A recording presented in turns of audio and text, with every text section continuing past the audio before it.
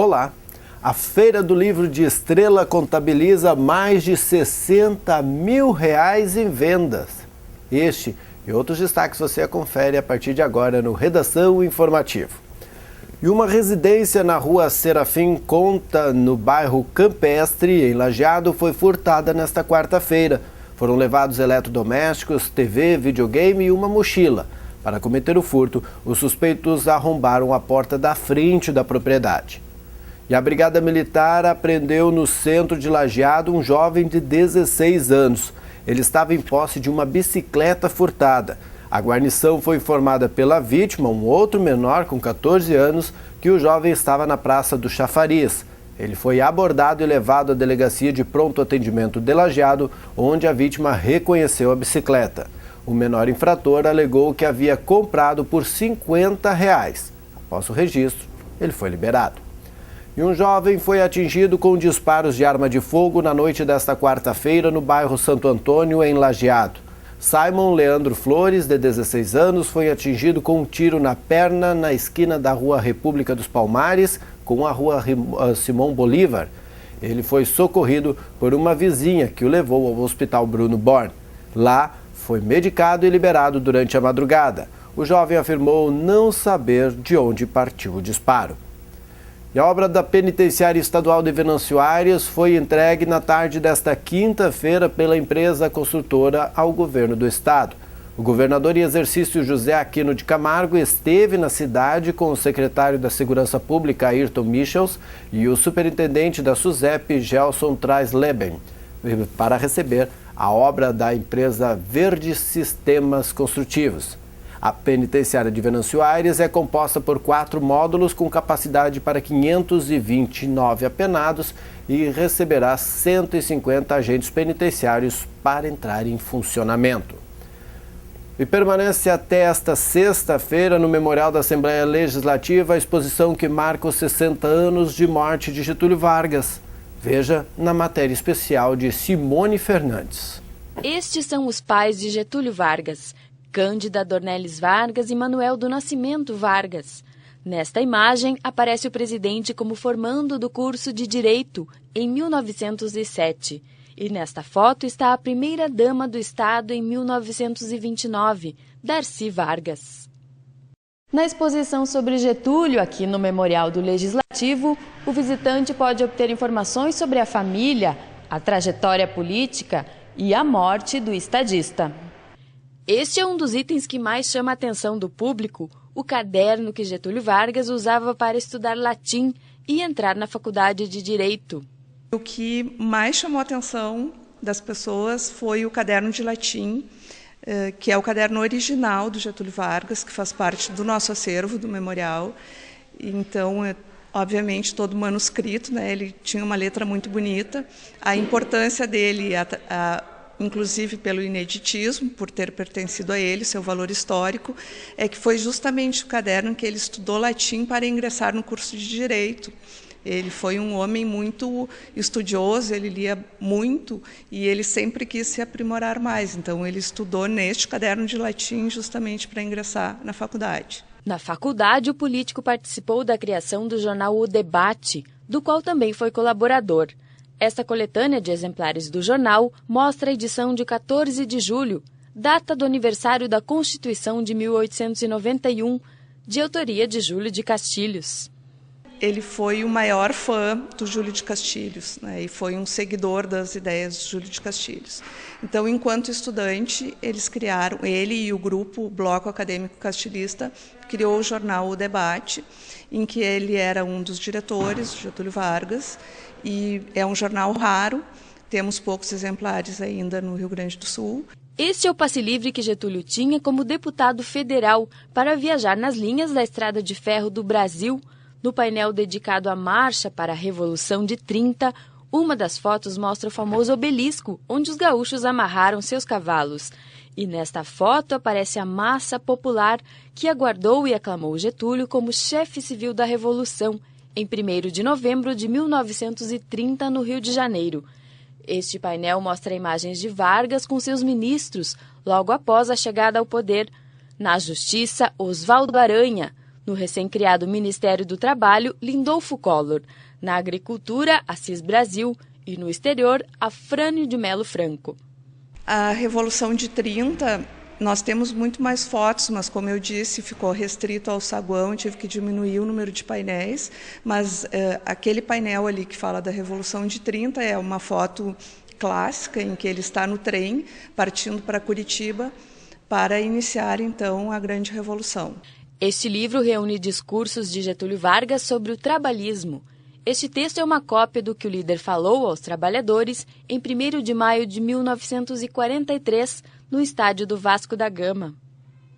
Do trabalhismo, nós não temos documentos inéditos, mas nós temos documentos digitalizados e um acervo bibliográfico que foi emprestado pelo Instituto Histórico e Geográfico, que também fala desse mesmo livro que eu falei, A Nova Política do Brasil, que o autor é o Getúlio Vargas, que o consagrou para integrar a Academia Brasileira de Letras.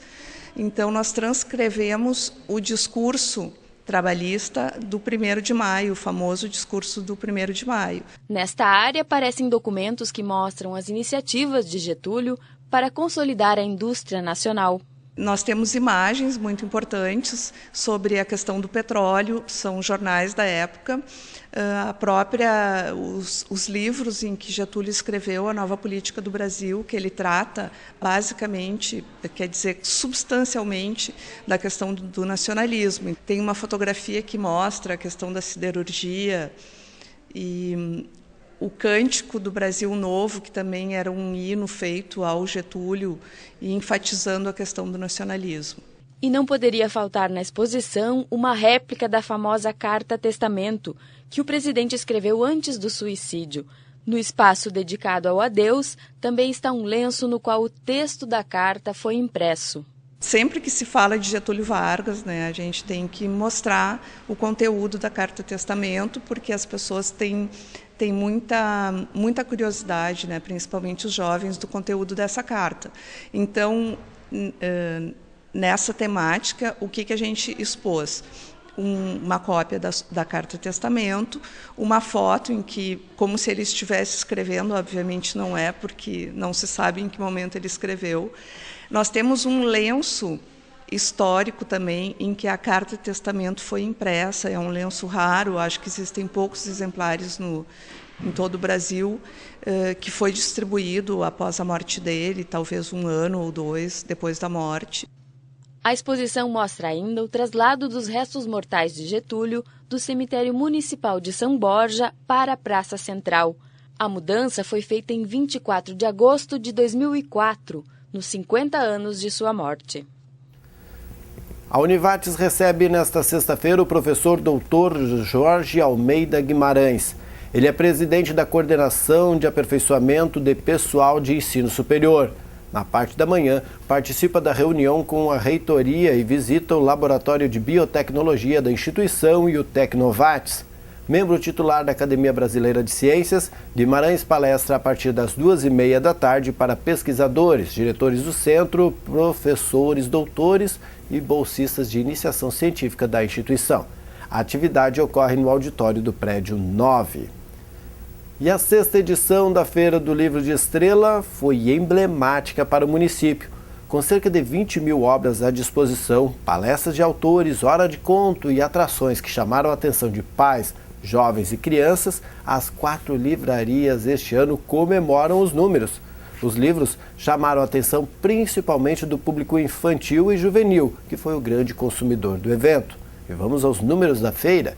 Foram vendidos R$60 mil em livros, o que representa o dobro da última edição. 15 mil pessoas circularam pelos estandes e somente uma livraria chegou a comercializar 600 livros do patrono da feira, Augusto Cury, em apenas uma noite. Projeto de lei que dispõe sobre a criação do Conselho Municipal de Turismo e do Fundo Municipal de Turismo de Lajeado foi aprovado na sessão ordinária da Câmara de Vereadores. O Conselho será composto por membros representantes do poder público, iniciativa privada e sociedade civil organizada com vínculo ou interesse no desenvolvimento turístico. Profissionais da rede de hotelaria, restaurantes, agências de turismo e entidades culturais também serão convidados. Os conselheiros terão atribuições como a elaboração do Plano Municipal de Turismo e o gerenciamento do fundo. E veja como vai ficar o tempo com o jornalista Rodrigo Nascimento.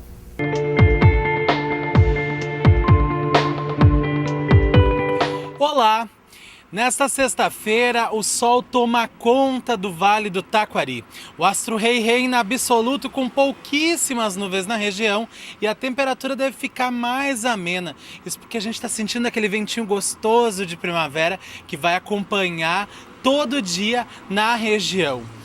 As temperaturas também não têm grande oscilação. Na cidade de Lajeado, a mínima ao amanhecer deve ser de 14 graus e a máxima, à tarde, não passa dos 22 graus.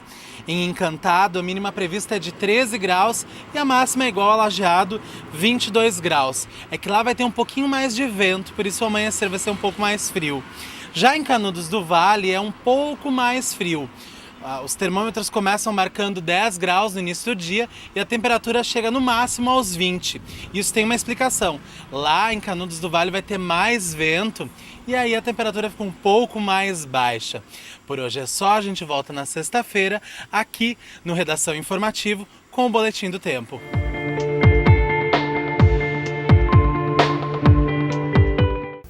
Obrigado, Rodrigo. E diversas atividades relacionadas ao rugby vão acontecer neste sábado. Às 9 horas, o Centauros Rugby faz uma demonstração do esporte para 150 alunos da Escola Gonçalina Pinto Vila Nova, no Campo Clube Esportivo Independente, em Paverama. O objetivo é proporcionar aos alunos um momento de integração e despertar o interesse pelo esporte. Pela tarde, o mesmo acontece em Lajeado. Os atletas ministram um treino para cerca de 300 crianças no SESI.